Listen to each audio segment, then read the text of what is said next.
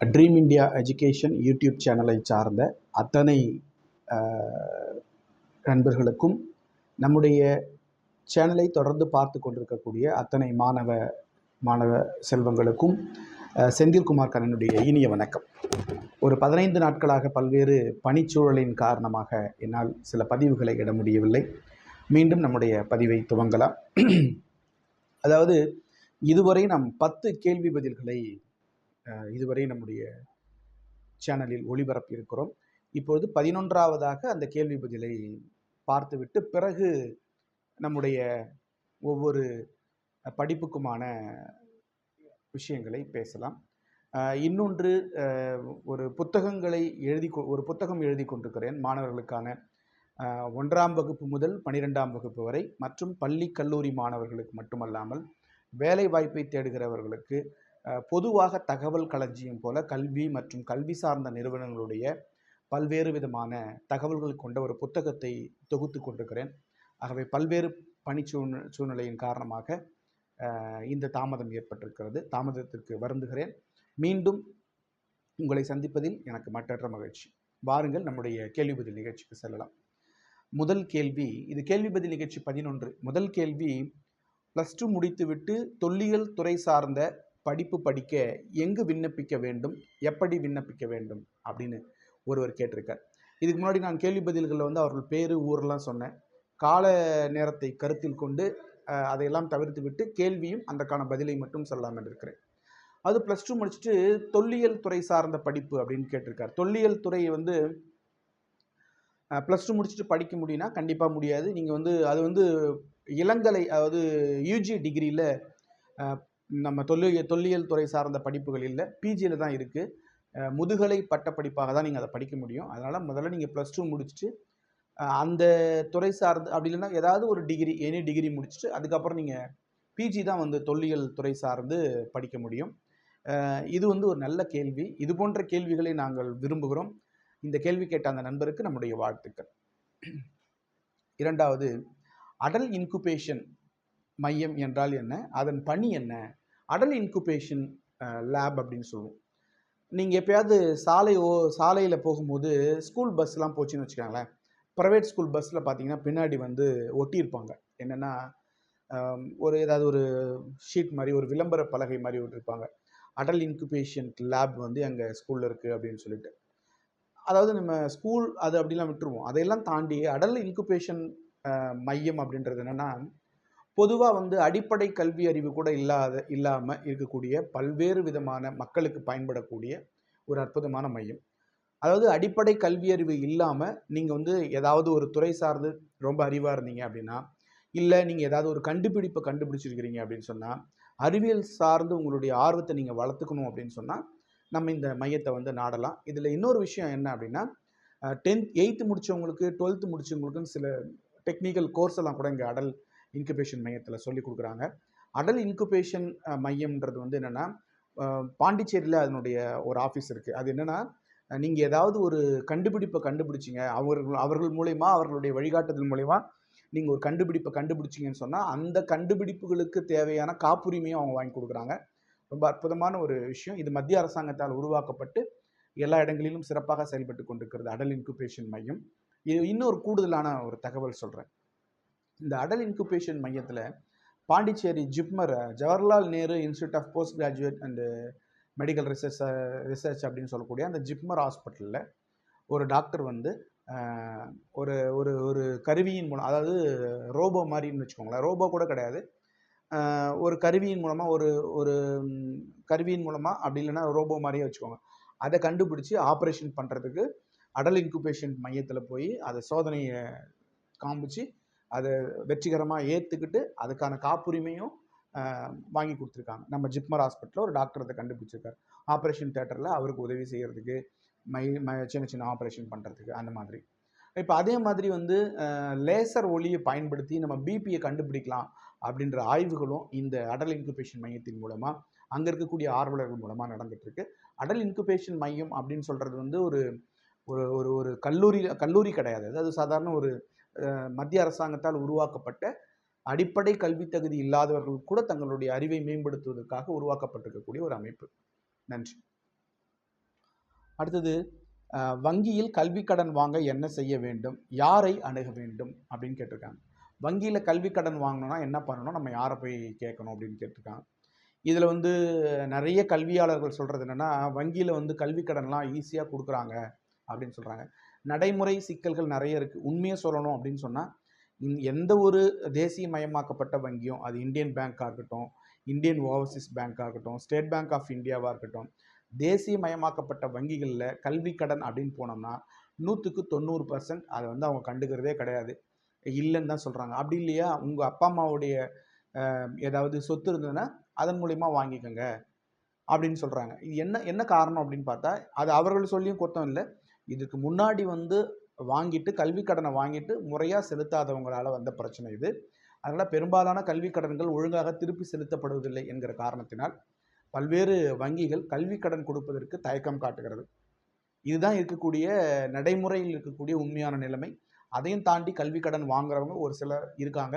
அந்த கல்வி கடன் எப்படி கொடுக்கப்படுகிறதுனா, அவருடைய பேங்க்கோட அந்த ஸ்டேட்மெண்ட்டை வச்சு, அவர்கள் ஏற்கனவே வாங்கின கடனை அந்த பேங்க்கில் முறையாக கட்டியிருந்தாங்கன்னா அந்த அந்த ஒரு நல்ல மதிப்பை வச்சு, அவங்க பேரண்ட்ஸோட பேக்ரவுண்டை வச்சு, அதாவது நிலத்தை வச்சு, இடத்த வச்சு, சொத்தை வச்சு கல்வி கடன்கள் கொடுத்துட்டு தான் இருக்காங்க.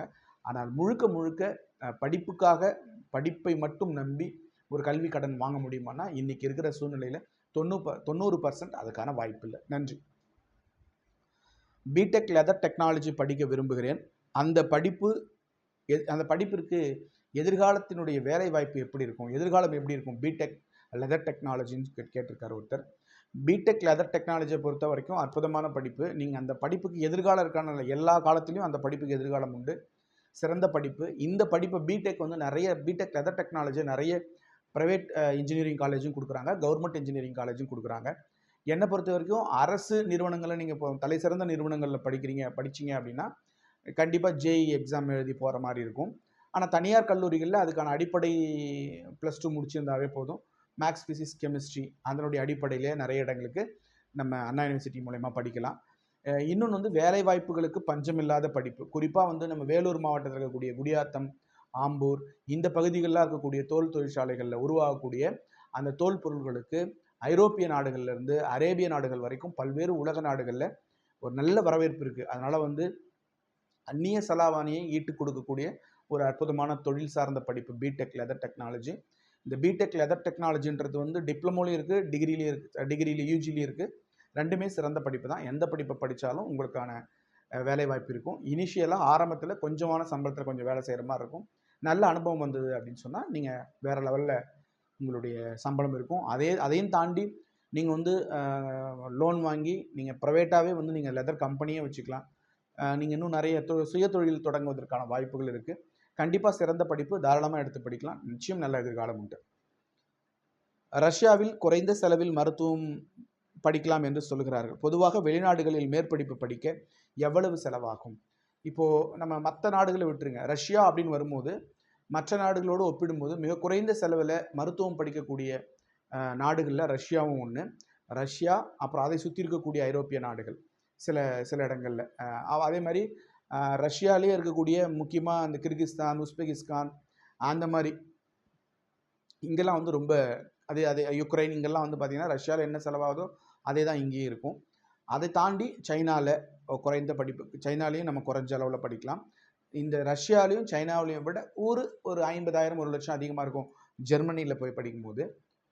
அதை விட கொஞ்சம் அதிகம் பங்களாதேஷில், ஃபிலிப்பைன்ஸில் சேம் ஈக்குவலாக தான். ஃபிலிப்பைன்ஸ்லேயும் ரஷ்யாவுக்கு தகுந்த மாதிரி தான் வரும். எல்லா நாடுகள்லேயும் வந்து மருத்துவம் படிக்கிறதுக்கு குறைந்த செலவுனாலும் கூட ரஷ்யா மாதிரி குறைந்த செலவு வேறு எங்கேயுமே இல்லை. அதனால் ரஷ்யா வந்து இங்கே இந்தியாவிலேருந்து போகக்கூடிய பெரும்பாலான மாணவர்கள் மருத்துவம் படிக்கிறதுக்கு ரஷ்யாவுக்கு போகிறாங்க. ஆனால் அங்கே போயிட்டு நம்முடைய கால சூழ்நிலைகள் அவர்களுக்கு அந்த கிளைமேட்லாம் ஒத்து வருதான்றதையும் நம்ம பார்க்கணும். இதுலேயும் சில பிரச்சனைகள் இருக்க தான் செய்யுது. ஆனால் குறைந்த செலவு அப்படின்னு பார்க்கும்போது ரஷ்யா எல்லாருக்கும் பெஸ்ட் சாய்ஸாக இருக்குது, குறிப்பாக இந்தியன் ஸ்டூடெண்ட்டுக்கு. நன்றி. வெளிநாடுகளில் மேற்படிப்பு படிக்க என்னென்ன தகுதிகள் வேண்டும் கேட்குறாங்க. நீங்கள் இதுதான் தகுதின்னு கிடையாது. நீங்கள் எந்த நாட்டுக்கு போகிறீங்களோ அந்த நாட்டுக்கு சில தகுதிகள் இருக்கும். இப்போ இந்தியாவிலேருந்து அமெரிக்காவுக்கு போகிறோன்னா கண்டிப்பாக நம்ம வந்து டோஃபல், TOEFL அப்படின்னு சொல்லக்கூடிய அந்த பரீட்சை, நம்ம ஆங்கிலத்தில் அடிப்படை தகுதியை வளர்த்துக்கிற அந்த பரீட்சையை கண்டிப்பாக நம்ம எழுதி தான் ஆகணும். என்னென்னா ஐரோப்பியன் இங்கிலீஷ்க்கும் அமெரிக்கன் இங்கிலீஷ்க்கும் நிறைய வித்தியாசம் இருக்குது. அதெல்லாம் அந்த பேசிக்காக அதை புரிஞ்சுக்கிற ஒரு தகுதி தேர்வு. அதே மாதிரி IELTS அப்படின்னு சொல்லக்கூடிய அந்த எக்ஸாமை நீங்கள் எழுதி தான் ஆகணும்.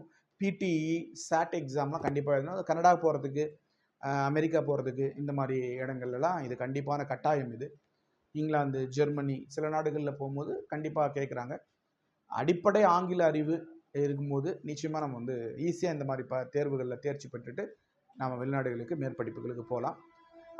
அதே மாதிரி செலவு அப்படின்னு சொல்லும்போது அந்தந்த நாடுகளுக்கு தகுந்த மாதிரி செலவு இருக்கும். இப்போ ஆஸ்திரேலியானா அங்கே ஒரு மாதிரியான செலவு இருக்கும், கனடான்னா இது ஒரு மாதிரி இருக்கும், அமெரிக்கானா எல்லாத்த உலக நாடுகள்லேயே அமெரிக்காவில் போய் படிக்கிறதுக்கு தான் ரொம்ப அதிகமான செலவாகும். அந்த மாதிரி ஒவ்வொரு இடத்துக்கு தகுந்த மாதிரி செலவுகள் நாட்டுக்கு நாடு வேறுபடும். நேதாஜி சுபாஷ் Chandra Bose National Institute of sports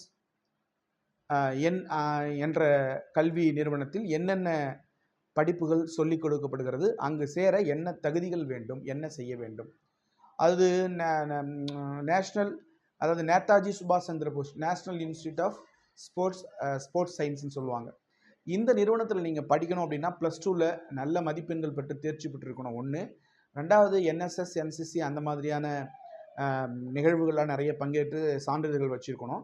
அதையும் தாண்டி பல்வேறு விளையாட்டு போட்டிகளில் பங்கு பெற்றதுக்கான உங்களுக்கான அந்த அனுபவத்துக்கான சான்றிதழ்கள் ரொம்ப முக்கியம். இங்கே அதாவது தேசிய நேதாஜி சுபாஷ் சந்திர போஸ் இன்ஸ்டியூட்டில் என்ன சொல்லி கொடுக்குறாங்க அப்படின்னா, ஸ்போர்ட்ஸ் இன்ஸ்டியூட்டில் என்ன சொல்கிறாங்க அப்படின்னா, டிகிரியில் வந்து பார்த்திங்கன்னா ஃபிசிக்கல் எஜுகேஷன் ரொம்ப முக்கியமாக, உடற்பயிற்சி ஆசிரியருக்கான கல்வி ரொம்ப முக்கியம், ஃபிசிக்கல் எஜுகேஷன் சொல்கிறாங்க. அதுக்கப்புறம் டிகிரிலேயே வந்து ஸ்போர்ட்ஸ் நியூட்ரிஷன் சொல்கிறாங்க. அதாவது அந்த விளையாட்டுத்துறையில் இருக்கக்கூடியவர்களுக்கு என்னென்ன மாதிரியான உணவுகள்லாம் கொடுக்கணும் அப்படின்றத பற்றி ஒரு டிகிரி இருக்குது. அதுக்கப்புறம் வந்து ஸ்போர்ட்ஸ் கோச் அப்படின்னு சொல்லிட்டு, இப்போ ஒரு கபடினா அதுக்கு ஒரு கோச் இருப்பார், கிரிக்கெட்னா அதுக்கு ஒரு கோச் இருப்பார். இந்த மாதிரி ஒவ்வொரு துறைக்கும் ஒவ்வொரு விளையாட்டுக்கும் கோச் இருக்காங்க இல்லையா, அந்த கோச்சிங் கொடுக்கறதுக்காக படிக்கிறது, அது ஒரு படிப்பு இருக்குது. இந்த 3 படிப்புகளும் இந்திய அளவில் பிரசித்தி பெற்ற படிப்பு, நல்ல எதிர்காலம் இருக்கக்கூடிய படிப்பு. இப்போ இந்தியா வந்து விளையாட்டுத்துறையில் ரொம்ப வேகமாக வளர்ந்துட்டு வராங்க, நல்ல எதிர்காலம் இருக்கக்கூடிய படிப்புகள். நன்றி. அதுக்கப்புறம் BA டிஃபென்ஸ் அப்படின்னு சொல்லக்கூடிய ஒரு படிப்பை பற்றி சொல்லுங்கன்னு சொல்கிறாங்க. நான் BA டிஃபென்ஸை பற்றி தனியாகவே ஒரு யூடியூப்பில் தனியாகவே ஒரு இது போட்டிருக்கேன், பாருங்கள். BA டிஃபென்ஸ் அப்படின்றது தமிழ்நாடு முழுக்க இருக்கக்கூடிய அரசு மற்றும் தனியார் கலை அறிவியல் கல்லூரிகளில் ரொம்ப ரொம்ப குறிப்பிட்ட கல்லூரிகளில் மட்டும், அதிகபட்சம் ஒரு 15 to 20 கல்லூரிகளுக்குள்ளே தான் தமிழ்நாட்டில் இருக்கும் BA டிஃபென்ஸ். நல்ல படிப்பு, சீருடை பணியாளர்கள் போட்டித் தேர்வுகளுக்கெல்லாம் தயாராகிறதுக்கான அதுக்கு சம்பந்தப்பட்ட பாடத்திட்டங்களை கொண்ட அற்புதமான படிப்பு. உடல் தகுதியை நீங்கள் நல்லா வளர்த்துக்கிறதுக்கான வாய்ப்புள்ள ஒரு படிப்பு. BA டிஃபென்ஸ் அப்படின்றது பாதுகாப்பு மற்றும் போர் திறனியல் அப்படின்ற ஒரு அற்புதமான படிப்பு. நிச்சயமாக எடுத்து படிக்கலாம். அரசு வேலை வாய்ப்புகளுக்கு போகக்கூடிய மாணவர்கள் குறைந்த செலவில் ஒரு டிகிரியை முடித்துவிட்டு ஈஸியாக குரூப் தேர்வுகள் எழுதக்கூடிய மாணவர்கள் தேர்ந்தெடுக்கக்கூடிய ஒரு துறையாக இன்றைக்கு BA டிஃபென்ஸ் இருக்கிறது. BA டிஃபென்ஸ் படிக்கணும் அப்படின்னா சில இடங்களில் நான் செமஸ்டராகவும் சில இடங்களில் செமஸ்டராகவும் கொடுக்குறாங்க. எனக்கு தெரிஞ்சு இப்போ நான் செமஸ்டர்லாம் ஸ்டாப் பண்ணிட்டாங்கன்னு நினைக்கிறேன், செமஸ்டராக தான் கொடுக்குறாங்க. ஒரு வருஷத்துக்கு அப்படின்னு பார்த்தீங்கன்னா அதிகபட்சம் 10,000 30,000 வரைக்கும் உங்களுக்கு செலவாகும். அது கல்லூரிகளுக்கு தகுந்த மாதிரி, நீங்கள் கல்லூரி அணுகிற நேரத்துக்கு தகுந்த மாதிரி உங்களுக்கான கட்டணங்கள் மாறுபடும்.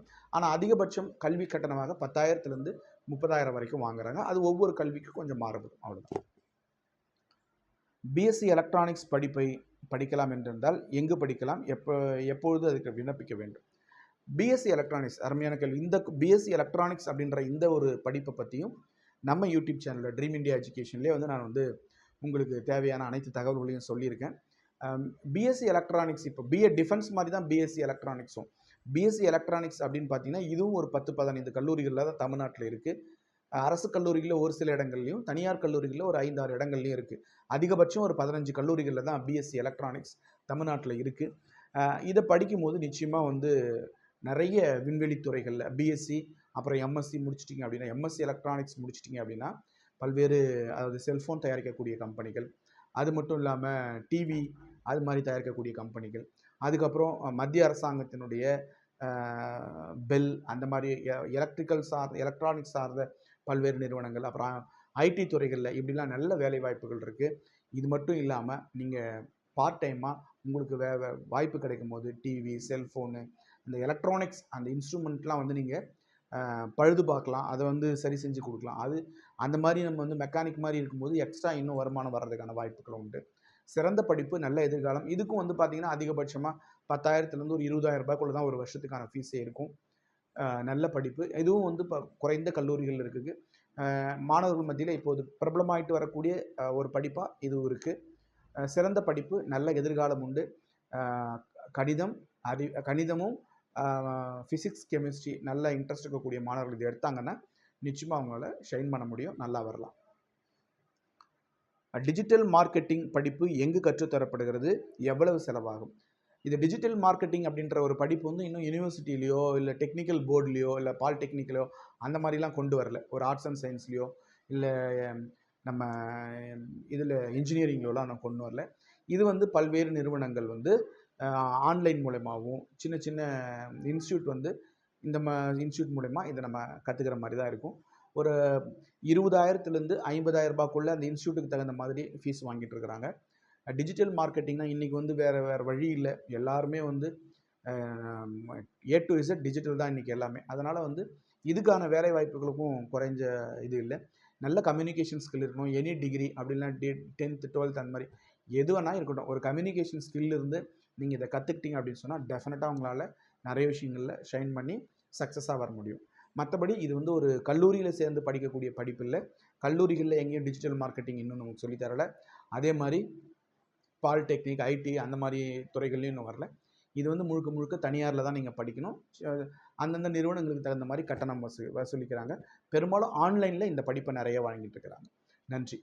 இப்போது நாம் இன்றைக்கி பார்த்துருக்கிறது 11வது கேள்வி பதில் நிகழ்ச்சி. அன்பு மாணவ செல்வங்களே, பெற்றோர்களே, உங்கள் அத்தனை பேருக்கும் தொடர்ந்து பாருங்கள். தினந்தோறும் நம்முடைய கல்வி செய்திகள் உங்களுக்கு வந்து சேரும். அப்படி வருகிற அந்த கல்வி செய்திகள் உங்களுக்கு பயனுள்ளதாக இருக்கும் என்று நம்புகிறோம். எல்லா வகையிலும்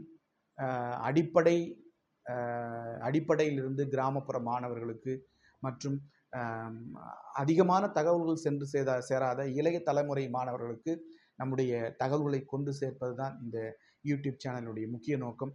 அந்த வகையில் தொடர்ந்து நான் உங்களோடு பயணிக்கிறேன். உங்களுடைய பேராதரவுக்கு நன்றி. வணக்கம்.